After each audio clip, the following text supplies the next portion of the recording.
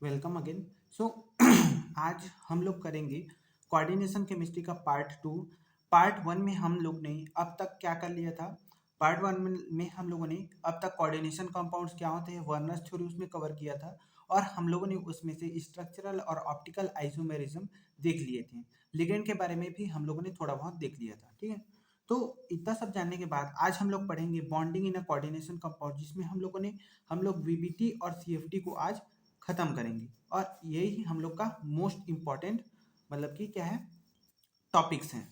तो सबसे पहले आता है valence bond theory. Valence bond theory क्या बताता है?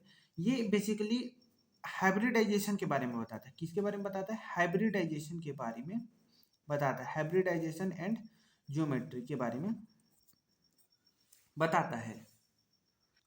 इसमें क्या होता है, जो एन एस एन पी और n-1 d ऑर्बिटल, मतलब कि फॉर एग्जांपल हम लोग इसको एग्जांपल के थ्रू समझेंगे। जैसे हम लोग कोबाल्ट F6 3- का जब हम हाइब्रिडाइजेशन निकालेंगे तो कैसे कैसे ये सब चीज़ें इन्वॉल्व होती है, मैं उसको समझाऊंगा।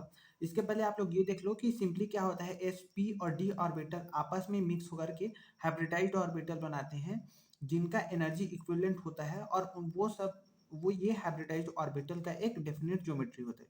फॉर एग्जाम्पल, जैसे अगर कहीं कोऑर्डिनेशन नंबर अगर 4 है तो वो sp3 हाइब्रिडाइजेशन होता है और उसका जो ज्योमेट्री होता है वो टेट्राहेड्रल होता है। इसी में सेम अगर कहीं 4 अगर कोऑर्डिनेशन नंबर है तो उसका ज्योमेट्री स्क्वायर प्लेनर भी होता है।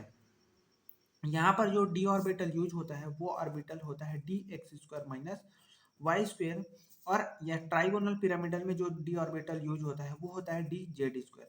याद रखना हमेशा स्क्वायर प्लेनर ऑर्बिटल में जो डी ऑर्बिटल यूज होता है वो d x square minus y square होता है, जबकि ट्राइगोनल बाई पिरामिडल में डी जेड स्क्वायर होता है। ठीक है, जबकि sp3d2 हाइब्रिडाइजेशन में ऑक्टाहेड्रल ज्योमेट्री होता है। ठीक है, जिनमें से जो दो ऑर्बिटल डी के जो यूज होते हैं वो d x square minus y square और डी जेड स्क्वायर यूज होते हैं। इसमें भी सेम वही यही दोनों ही यूज होते हैं, लेकिन इसमें क्या होता है, बाहर के डी ऑर्बिटल यूज होते हैं, इसमें इनर डी ऑर्बिटल यूज होते हैं। बाहर के डी ऑर्बिटल यूज होते हैं तो उन्हें बोलते हैं high speed outer orbital complex, जबकि इनर ऑर्बिटल यूज होते हैं तो उन्हें बोलते हैं लो स्पिन इनर ऑर्बिटल कॉम्प्लेक्स। ठीक है, D2sp3 स्ट्रॉन्ग फील्ड लिगेंड के प्रेजेंस में बनता है, जबकि sp3d2 वीक फील्ड या फिर स्ट्रॉन्ग फील्ड भी होगा तो वो क्या होता है, इनर में ऑर्बिटल नहीं होता, खाली मतलब वैकेंट नहीं होता, तभी क्या बोल सकते हैं, आउटर ऑर्बिटल बनता है। या तो फिर वीक फील्ड होता है तो generally outer orbital complex high spin बनता है। ठीक है, एग्जाम्पल के रूप में हम लोग कोबाल्ट F6 का निकाल करके देखते हैं। कोबाल्ट F6 3 नेगेटिव, इसका जब आप ऑक्सीडेशन स्टेट निकालोगे तो ये हो जाएगा x-6 = -3। सो x +3, मतलब कि ये +3 ऑक्सीडेशन स्टेट में है। कोबाल्ट का जो इलेक्ट्रॉनिक कॉन्फ़िगरेशन होता है वो होता है D7s2। और जब ये +3 में होगा मतलब कि 2 इलेक्ट्रॉन s से जाएंगे और 1 इलेक्ट्रॉन d से जाएगा, मतलब टोटल कितने इलेक्ट्रॉन बचना चाहिए, 6 इलेक्ट्रॉन बचना चाहिए। तो 1 2 3 4 5 एंड 6। एफ जो है, एफ माइनस जो है वीक फील्ड लिगेंड होता है। ये आप लोग को मैं थोड़ा देर बाद बताऊंगा कि कौन वीक फील्ड है। जब हम लोग स्पेक्ट्रोकेमिकल सीरीज हम लोग पढ़ेंगे तब आपको ये समझ में आएगा। तो ये आप बस इतना समझो अभी कि यहाँ पर एफ माइनस जो है वीक फील्ड लिगेंड होता है, जिसकी वजह से ये क्या होता है, पेयरिंग नहीं होता। और पेयरिंग नहीं होने के कारण ये क्या होता है, आउटर ऑर्बिटल कॉम्प्लेक्स बनाता है। बाहर के जो S 4p और क्या है 4d के दो दो ठो डी ऑर्बिटल मिक्स करके sp3d2 हाइब्रिड ऑर्बिटल बनाते हैं। और ये कैसे दिखता है, ये कुछ ऐसा दिखता है। कितना हो गया, sp3d2 मतलब कि कितने ऑर्बिटल चाहिए, 6। 1 2 3 4 5 6, तो 6 sp3d2 हाइब्रिड ऑर्बिटल बन गए। ठीक है ना। और इसी में क्या करता है, ये सभी फ्लोरीन क्या होता है, आकर के अपना इलेक्ट्रॉन डोनेट करते हैं और बॉन्ड बनाते हैं। तो ये होता है sp3d2 हाइब्रिडाइजेशन। इसमें नंबर ऑफ अनपेयर्ड इलेक्ट्रॉन कितने हैं, 1 2 3 एंड 4। तो जो मैग्नेटिक मोमेंट निकालने का फॉर्मूला होता है वो होता है √n, दिख नहीं रहा क्या, हाँ, √n n+2। ये आंसर आता है बोहर मैग्नेट्रॉन में। सो इसके लिए क्या हो जाएगा, √n is the number of unpaired electron, that is 4 × 4 + 2, that is √24 Bohr magnetron. Spin multiplicity कैसे निकालते हैं? स्पिन मल्टीप्लिसिटी होता है 2s+1, जहां पर s होता है टोटल स्पिन, दैट इज 1 2 3 4, मतलब 4 अनपेड इलेक्ट्रॉन है, हर अनपेड इलेक्ट्रॉन की स्पिन हाफ होता है। सेम स्पिन है तो पॉजिटिव, अपोजिट होता है तो निगेटिव। सो 4 अनपेड इलेक्ट्रॉन, चारों सेम स्पिन तो पॉजिटिव, सो 4/2, ठीक है, that is 4/2, that is 2, so 2 × 2 + 1, that is answer is 5। सो इसका स्पिन मल्टीप्लिसिटी कितना है? 5 है। सिमिलरली अगर कहीं ये वाला एग्जांपल देखें, कोबाल्ट NH3 6 3 पॉजिटिव, यहाँ पर कोबाल्ट का ऑक्सीडेशन स्टेट क्या है? +3 है। क्यों? क्योंकि अमोनिया न्यूट्रल है, तो +0 = +3, सो x = व्हाट? +3 oxidation state. इसमें भी कोबाल्ट किस में है? कोबाल्ट है +3 ऑक्सीडेशन स्टेट में। सो इसका क्या बोल सकते हैं, इलेक्ट्रॉनिक कॉन्फ़िगरेशन क्या हो जाएगा? D7S2, लेकिन कोबाल्ट +3 है तो 3 इलेक्ट्रॉन बाहर निकल जाएगा, 2 S और 1 D, तो D6 बचेगा। सो 1 2 3 4 5 एंड देन 6। यहाँ पर अमोनिया जो है, हमेशा याद रखना, कोबाल्ट +2 के साथ अमोनिया और वाटर वीक फील्ड लिगेंड है, मतलब कोई पेयरिंग नहीं करा पाता। लेकिन अगर +3 है तो ये दोनों अमोनिया और वाटर क्या हो जाते हैं? स्ट्रॉन्ग फील्ड लिगेंड होते हैं और पेयरिंग करा जाते हैं। इसको कहीं पर नोट करके लिख लेना, बहुत ही इंपॉर्टेंट है, ठीक है। बहुत सारे एग्जाम्स में आ चुका है ये वाला क्वेश्चन कि कोबाल्ट NH3 6 3 पॉजिटिव का हाइब्रिडाइजेशन क्या होता है? sp3d2 या फिर d2sp3। तो ये क्या होता है? अमोनिया स्ट्रॉन्ग फील्ड लिगेंड की तरह एक्ट करता है +3 ऑक्सीडेशन स्टेट में, और स्ट्रॉन्ग फील्ड लिगेंड है जिसकी वजह से ये क्या कर देता है? पेयरिंग कर देता है, और पेयरिंग करने की वजह से ये बाहर के ऑर्बिटल अंदर में आके पेयर हो जाते हैं, और अंदर में छूटता है 2 d ऑर्बिटल, और फिर ये 3d है, ये 4s है, और ये 4p है। तो ये 2 d के, एक s और ये 3 p मिल के क्या बनाते हैं? d2sp3 हाइब्रिड ऑर्बिटल बनाते हैं। 1 2 3 4 5 6। सो ये बन गया d2sp3 हाइब्रिड ऑर्बिटल, जिन पर आकर के अमोनिया अपना लोन पेयर डोनेट करता है और मेटल के साथ बॉन्ड बना जाता है। ये हो गया d2sp3। यहाँ पर अगर कि मैग्नेटिक मोमेंट पूछेगा तो वो आएगा 0, क्योंकि नंबर ऑफ अनपेड इलेक्ट्रॉन क्या है? 0 है, कोई भी अनपेड इलेक्ट्रॉन नहीं है, और ये हो जाएगा डायामैग्नेटिक। अगर पूरे इलेक्ट्रॉन पेयर्ड है तो वो डायामैग्नेटिक हो जाता है, अगर कहीं कोई अनपेयर्ड इलेक्ट्रॉन बचता है तो वो बच जाता है हमारा पैरामैग्नेटिक। पैरामैग्नेटिक क्या करता है? स्लाइटली अट्रैक्ट होता है मैग्नेटिक फील्ड की तरफ, डायामैग्नेटिक स्लाइटली रिपेल होता है मैग्नेटिक फील्ड से, ठीक है। आगे इसी में और हम लोग देखेंगे एग्जाम्पल्स क्योंकि बहुत ही इंपॉर्टेंट हो जाते हैं इसमें। जैसे अगर कहीं एग्जाम्पल देखें हम लोग, ठीक है, एग्जाम्पल हम लोग देखते हैं ये वाला टेट्राहेड्रल कॉम्प्लेक्स में। अब तक हम लोगों ने क्या किया था? हम लोगों ने एग्जाम्पल देखा था ऑक्टाहेड्रल कॉम्प्लेक्स में, ठीक है। अभी हम लोग देखना है टेट्राहेड्रल में, ठीक है।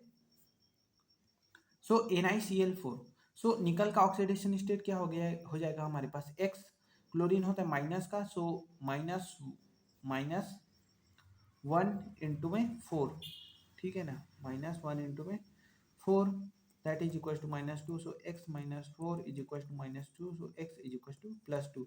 सो निकल यहाँ पर कौन से ऑक्सीडेशन स्टेट में? +2 ऑक्सीडेशन स्टेट में है। Iron cobalt nickel, iron cobalt nickel मतलब कि D8S2 हाइब्रिडाइजेशन। तो निकल +2 में हो जाएगा D8, क्योंकि 2 S का इलेक्ट्रॉन निकल गया है, +2 ऑक्सीडेशन स्टेट में है, तो यहाँ पर क्या हो जाएगा? D8 इलेक्ट्रॉनिक कॉन्फ़िगरेशन होगा 1 2 3 4 5 6 7 और ये 8, ठीक है, S और ये p ऑर्बिटल, ये है 3d, ये 4s, ये है 4p। अब होता क्या है? ये जो Cl है, Cl माइनस है, ये एक वीक फील्ड लिगेंड है, ठीक है ना। ये क्या है? वीक फील्ड लिगेंड है। आप सब समझ जाएंगे week field ligand, strong field ligand क्या होता है, जब मैं एक बार क्रिस्टल फील्ड थ्योरी में स्पेक्ट्रोकेमिकल सीरीज आपको दिखा दूंगा तब। अभी मैं बता रहा हूँ कि ये वीक फील्ड है, तो बस ये वीक फील्ड है, ठीक है ना। तो क्लोरीन क्या करेगा? वीक फील्ड है तो पेयरिंग नहीं करता है, तो पेयरिंग नहीं होने के कारण ये एक S और 3p हाइब्रिडाइज होकर के एक sp3 हाइब्रिड ऑर्बिटल बनाते हैं। क्या बनाते हैं? sp3 हाइब्रिड ऑर्बिटल बनाते हैं, जहां पर 4 क्लोरीन आकर के क्या कर देता है? अपना इलेक्ट्रॉन डोनेट करता है और बॉन्ड बनता है। तो बेसिकली ये जो निकल है, ये चारों क्लोरीन के साथ क्या बनाता है? टेट्राहेड्रल कॉम्प्लेक्स बनाता है with an bond angle of 109 degree and 28 minute, ठीक है ना। टेट्राहेड्रल कॉम्प्लेक्स बनाते हैं। जबकि अगर कहीं यहाँ पर अगर कहीं साइनाइड हो, क्या हो, साइनाइड हो, तो साइनाइड होने के कारण क्या होता है, ये साइनाइड क्या है, ये एक स्ट्रॉन्ग फील्ड लिगेंड होता है। क्या होता है, ये स्ट्रॉन्ग फील्ड लिगेंड होता है। स्ट्रॉन्ग फील्ड लिगेंड इसका मतलब क्या है कि यहाँ पर पहले हाइब्रिडाइजेशन निकालो, सॉरी हाइब्रिडाइजेशन नहीं, ऑक्सीडेशन स्टेट निकालो। सो ऑक्सीडेशन स्टेट क्या हो जाएगा, x-4, एक साइनाइड पे नेगेटिव चार्ज होता है ना, तो x-4 इज इक्वल टू -2, उसको x इज इक्वल टू +2। तो सिमिलर ऊपर वाले की तरह ये Na+2 है, D8 इलेक्ट्रॉनिक कॉन्फ़िगरेशन है, ठीक है ना, 1 2 3 4 5 6 7 और ये 8, एक S और 3 P। सो होता क्या है, ये जो साइनाइड है Cn है, Cn-, ये स्ट्रॉन्ग फील्ड लिगेंड की तरह एक्ट करता है, स्ट्रॉन्ग फील्ड लिगेंड की तरह एक्ट करता है, जिसकी वजह से ये हो जाता है पेयरिंग, और पेयरिंग होने की वजह से ये क्या कर देता है, ऐसे पेयरिंग हो जाता है और एक ऑर्बिटल अंदर में खाली हो जाता है। सो बेसिकली होता क्या है, अंदर का एक डी, एक एस और बाहर का 2p बना के DsP2 हाइब्रिड ऑर्बिटल बनाते हैं, DsP2 हाइब्रिड ऑर्बिटल बनाते हैं, जहाँ चारों साइनेड आकर के बॉन्ड बना लेता है, और DsP2 होने के कारण ये हो जाता है स्क्वायर प्लेनर। क्या हो जाता है, स्क्वायर प्लेनर, स्क्वायर प्लेनर। और स्क्वायर प्लेनर का ज्योमेट्री कैसा होता है, ऐसा, स्क्वायर प्लेनर, स्क्वायर प्लेनर ऐसा हो जाता है। ठीक है, समझ में आया थोड़ा बहुत। अब कौन सा स्ट्रॉन्ग फील्ड लिगेंड होगा, कौन सा वीक फील्ड लिगेंड होगा, ये मैं थोड़े देर 2 मिनट का इंतजार कर लो। जब मैं क्रिस्टल फील्ड स्प्लिटिंग समझाऊंगा तब वहां पर आप लोग को स्पेक्ट्रोकेमिकल सीरीज बताऊंगा, वहां पर आपको क्लियर कट समझ आ जाएगा कौन स्ट्रॉन्ग फील्ड है कौन वीक फील्ड है, क्यों यहाँ पर पेयरिंग हुआ, क्यों ऊपर वाले में पेयरिंग नहीं हुआ, सब समझ आ जाएगा। ठीक है, तो मैग्नेटिक प्रॉपर्टीज की बात करते हैं, तो मैग्नेटिक प्रॉपर्टीज किसके ऊपर डिपेंड करता है, नंबर ऑफ अनपेड इलेक्ट्रॉन के ऊपर। अगर कहीं कोई भी अनपेड इलेक्ट्रॉन नहीं है तो वो डायमैग्नेटिक होता है, अगर कोई अनपेड इलेक्ट्रॉन है तो वो पैरामैग्नेटिक होता है।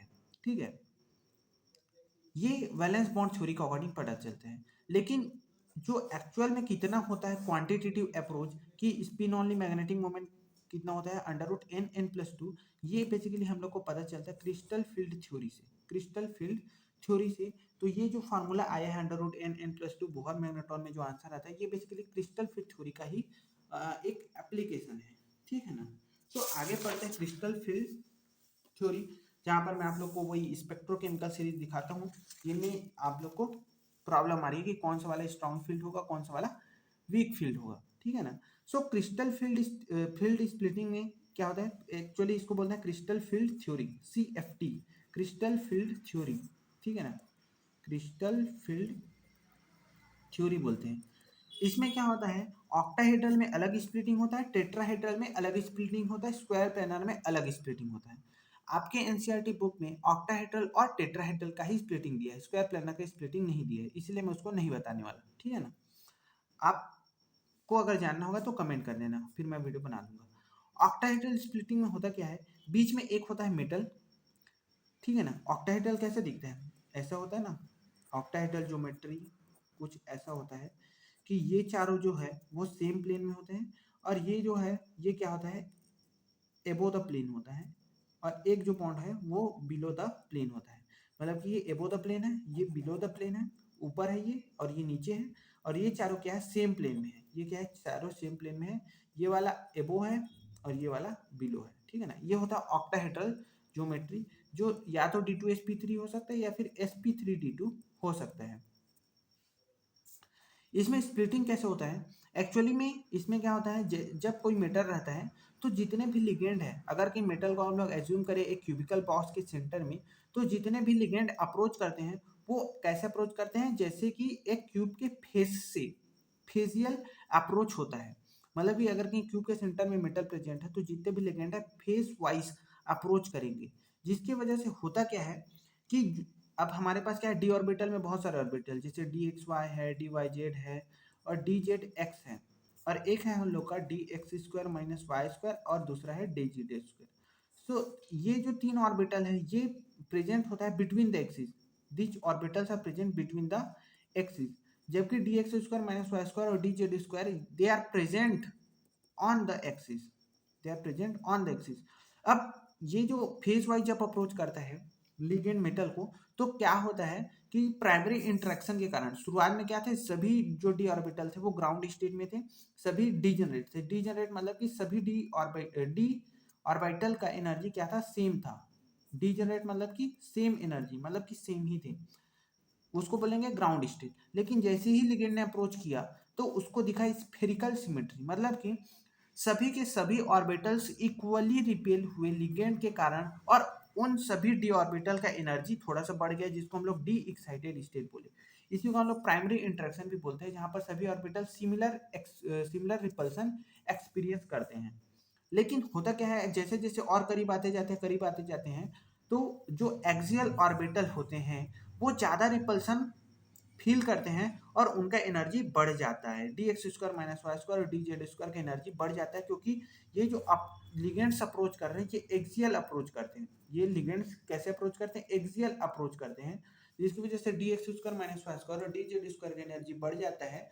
वहीं पर d x y d y z d z x जो एक्सिस के बीच में प्रेजेंट होता है, एटॉमिक स्ट्रक्चर में मैंने इसको पढ़ाया हुआ है, ठीक है ना। तो इसी मतलब सीरीज में क्लास 11 का है।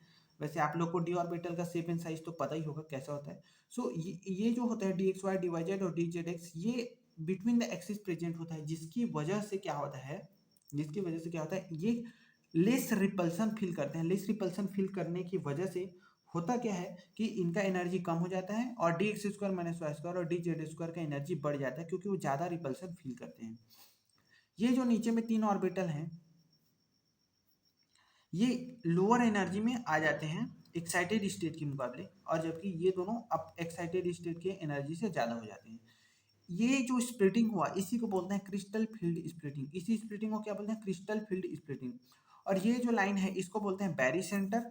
और ये जो एनर्जी गैप क्रिएट हुआ है इसको रिप्रेजेंट करते हैं 0.6 डेल ओ से, और नीचे वाले को माइनस का 0.4 डेल ओ से।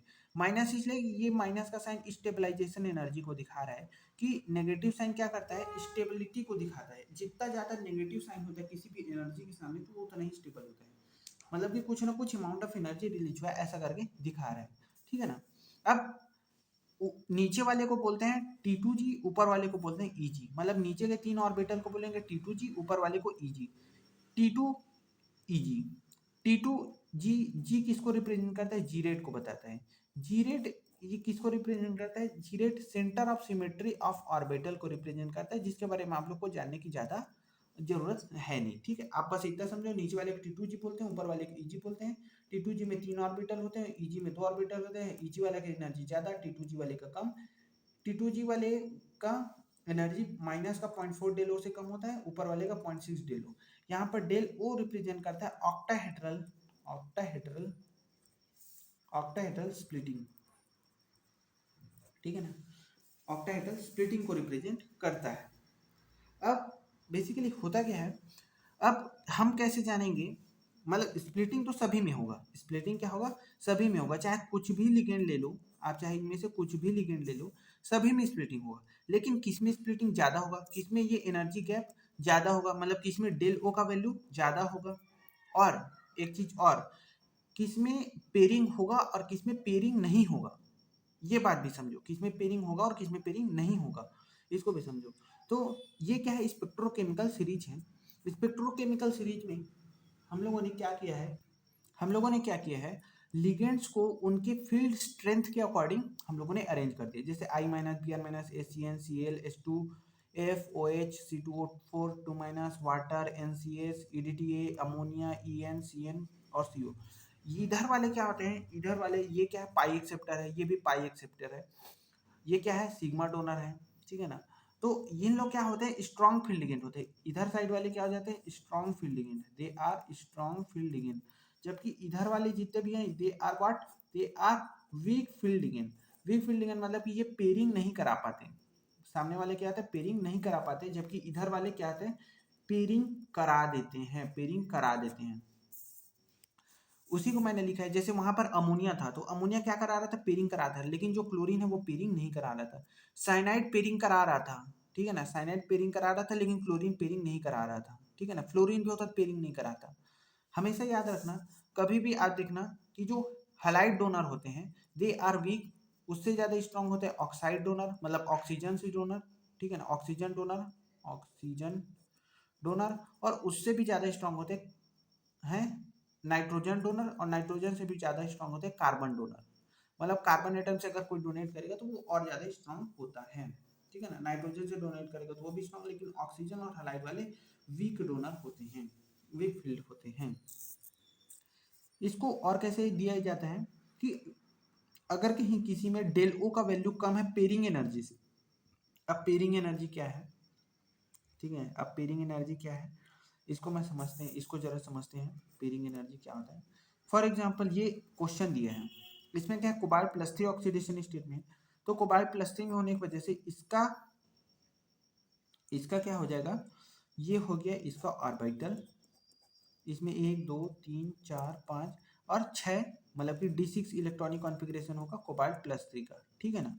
अब ये क्या करेगा, स्प्लिट करेगा T2G और Eg में, T2G में 3, Eg में 2। अब अमोनिया क्या है, कोबाल्ट प्लस 3 के साथ स्ट्रॉन्ग फील्ड लिगेंड की तरह बिहेव करता है, जिसकी वजह से क्या हो जाएगा, यहाँ पर पहले 1 2 3 होगा, उसके बाद क्या हो जाएगा, ये ऊपर ना जाने की बजाय नीचे में ही पेयर हो जाएगा। क्यों, क्योंकि इसका जो डेल ओ का वैल्यू है, इसका जो ये क्या है, डेल ओ है, ये energy gap between the T2G and Eg is del O. तो इसका जो डेल ओ का वैल्यू है वो बहुत ज़्यादा होता है पेयरिंग एनर्जी से, जिसकी वजह से ये इलेक्ट्रॉन ऊपर ना जा करके पेयरिंग ही कर लेता है। पेयरिंग एनर्जी कम है, पेयरिंग एनर्जी मतलब कि amount of energy required for the pairing, मतलब पेयरिंग करने के लिए जितना एनर्जी रिक्वायर्ड है उसे बोलते हैं पेयरिंग एनर्जी। तो इसका पेयरिंग एनर्जी कम है, किससे, इस डेलो से, मतलब कि इतना एनर्जी नहीं है कि ये T2G से Eg में चला जाए, उसके बजाय ये क्या कर लेना चाहता है, पेयरिंग कर लेना चाहता है, पेयरिंग हो जाता है। तो वो क्यों होता है, जब डेलो का वैल्यू ज्यादा हो, और डेलो वैल्यू ज्यादा कब होता है, जब वो क्या हो, स्ट्रॉन्ग फील्ड लिगेंड हो, स्ट्रॉन्ग फील्ड लिगेंड होगा, डेलो का वैल्यू ज्यादा हो जाएगा पेयरिंग एनर्जी से, तो वो लो स्पिन कॉम्प्लेक्स बनाएगा, जैसे यहाँ पर बना, और ये हो जाता है, ठीक है ना। अगर कहीं डेलो वैल्यू कम है पेयरिंग एनर्जी से तो हाई स्पिन बनता है, पेयरिंग नहीं होता है, ठीक है। अब CFS कैलकुलेशन कैसे करेंगे, जैसे इसी वाले एग्जांपल में क्या था, कोबाल्ट प्लस 3 जो D6 था, लो स्पिन बन रहा था, और इसका हाइब्रिडाइजेशन क्या था, D2sp3 आ रहा था, जिसमें क्या हो रहा था, T2G में ही तीनों इलेक्ट्रॉन आ जा रहे थे, T2G में ही तीनों इलेक्ट्रॉन, सॉरी तीनों नहीं, 6 इलेक्ट्रॉन आ जा रहे थे, क्योंकि उसका डेलो क्या था, 0 था, और Eg में एक भी इलेक्ट्रॉन नहीं जा पा रहा था।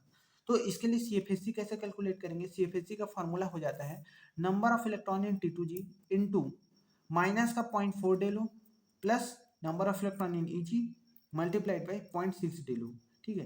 तो T2G में कितने इलेक्ट्रॉन है, 6, तो 6 इंटू माइनस का 0.4 del O plus number of electron Eg में कितना है, 0 इंटू 0.6 डेल ओ, तो यहाँ से आ जाएगा माइनस का 2.4 डेल ओ।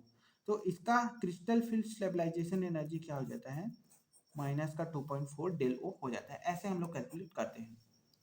अब बात करते हैं टेट्राहेड्रल में कैसे स्प्लिटिंग होता है, और टेट्राहेड्रल में कैसे क्रिस्टल फील्ड स्प्लिटिंग निकालते हैं हम लोग। इसके बारे में चलिए जानते हैं।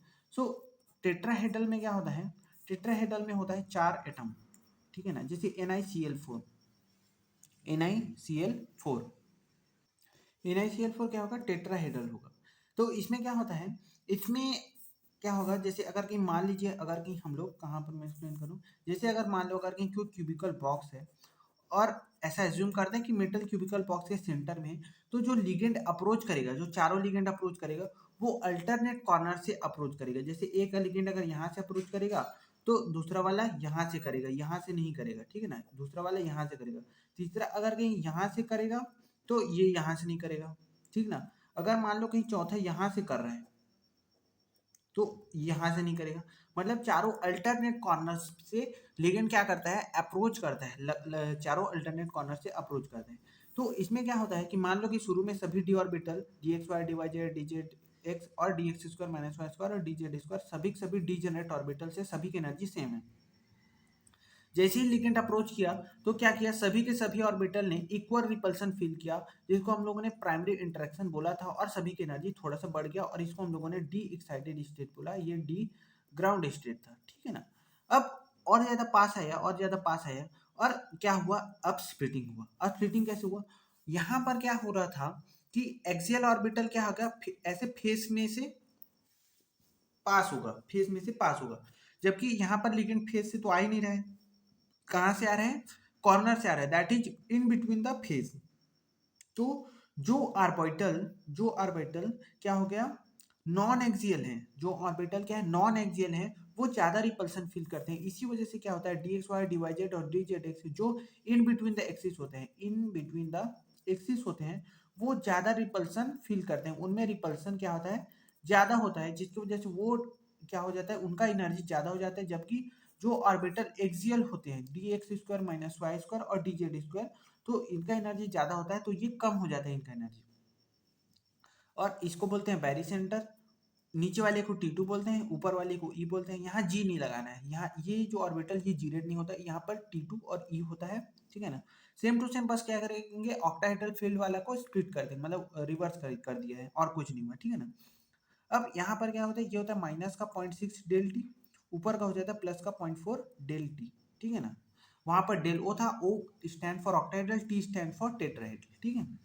इसका सीएफएससी कैसे कैलकुलेट होता है, ये होता है number of electron in T2 multiplied by minus का 0.6 del T plus number of electron in E into में 0.4 डेल टी। फॉर एग्जाम्पल अगर कहीं इसके लिए कैलकुलेट करें तो ये होता है Ni+2, Ni+2, और ये क्या हो जाता है, Ni+2, ये वीक फील्ड होता है, तो इसका स्प्लिटिंग कैसे हो जाएगा, इसका हमेशा याद रखना, tetrahedral complex are always high spin, they are always high spin, they are always high spin. 1 2 3 4 5, Ni+2 में कितने इलेक्ट्रॉन होंगे, आयरन कोबाल्ट निकल, तो D8 होंगे, सही बोल रहा हूँ ना, D8 होंगे। आयरन में D6, cobalt D7, iron cobalt nickel, इसमें D8, सो D8, सो 2 5 हो गए, 6 7 और ये 8। So CPC number of electron in T2 क्या है, नीचे वाला T2 में कितना है, 4 है, 4 इंटू माइनस का 0.6 del T plus number of electron in E कितना है, उसमें भी क्या है, उसमें भी क्या है, 4 है, उसमें भी क्या है, 4 है, इंटू 0.4 डेल टी, ठीक है ना। सो ये हो जाएगा माइनस का 2.4 del T plus 1.6 del T, that is what, minus का 0.8 डेल टी, ठीक है। ये आता है हम लोग का CFSC, ये आता है हम लोग का CFSC। अब कलर इन कोऑर्डिनेशन कॉम्प्लेक्स, जितने भी कोऑर्डिनेशन कॉम्प्लेक्स होते हैं ये हमेशा क्या होता है, कलरफुल होते हैं। ये हमेशा क्या होता है, जनरली कलर, हमेशा नहीं बोल सकते, but they are colourful, they are colourful because there are different types of transition, जिसकी वजह से कलर आता है, जिनमें से एक होता है DD ट्रांजिशन, एक होता है DD ट्रांजिशन, और दूसरा हम लोग देखते हैं charge transfer, charge transfer, charge transfer, ठीक है। चार्ज ट्रांसफर के एग्जांपल में जैसे KMnO4 है ना, पर्पल कलर होता है, K2Cr2O7 है, ठीक है। जो क्या होता है, ऑरेंज कलर होता है, ये ऑरेंज कलर होता है, और ये वाला कौन सा कलर होता है, पर्पल कलर होता है। एक कैडमियम सल्फाइड होता है ना, एक मरकरी सल्फाइड होता है, मरकरी सल्फाइड होता है। तो ये सभी में क्या होता है, चार्ज ट्रांसफर होते हैं, ठीक है ना। ये इन सभी में क्या होता है, चार्ज ट्रांसफर होता है, जिसकी वजह से ये कलरफुल होते हैं। डीडी ट्रांजिशन में जैसे एग्जांपल ले सकते हैं हम लोग किसका, जैसे कॉपर का जो होता है, कॉपर का जो क्या बोल सकते हैं, कॉपर H2O6 2 पॉजिटिव, ये पेल ब्लू कलर का होता है, ठीक है ना। जो कॉपर सल्फेट होता है, कॉपर सल्फेट .5H2, ये क्या होता है, ये बेसिकली ये भी कोऑर्डिनेशन कॉम्प्लेक्स ही है, ठीक है ना, कोऑर्डिनेशन कॉम्प्लेक्स ही है, ये भी ब्लू कलर का होता है। और कुछ ऐसे केसेस हैं जहाँ पर क्या हो सकता है, चार्ज ट्रांसफर होता है, बट वो कोऑर्डिनेशन कॉम्प्लेक्स के अंदर नहीं आते हैं, वो कुछ दूसरा उनका रीजन होता है, बट कलर होता है, ठीक है ना। जैसे आप लोगों ने हीमोसाइनिन और हीमरिथ्रिन सुना है कि नहीं सुना है पता नहीं, वहाँ पर भी चार्ज ट्रांसफर की वजह से ही क्या हो जाता है, कलर होता है। जैसे कुछ ऐसे आप लोगों ने ये सुना है क्या, ऑक्टोपस का खून नीला होता है, ऐसा। तो ऑक्टोपस का जो ब्लड होता है वो ब्लू होता है, ऑक्टोपस का ब्लड जो ब्लू होता है, क्योंकि उनमें जैसे हम लोग को में हीमोग्लोबिन होता है, उनके में होता है हीमोसाइनिन, और ये इसमें क्या होता है, चार्ज ट्रांसफर होता है, उसमें कॉपर एटम होता है, चार्ज ट्रांसफर की वजह से वो ब्लू कलर का दिखता है, ठीक है ना। So that's all for today, ऐसे ही पढ़ाई करते रहिए, आगे बढ़ते रहिए और यहाँ से नहीं तो कहीं और से हमेशा पढ़ते रहिए। Bye bye.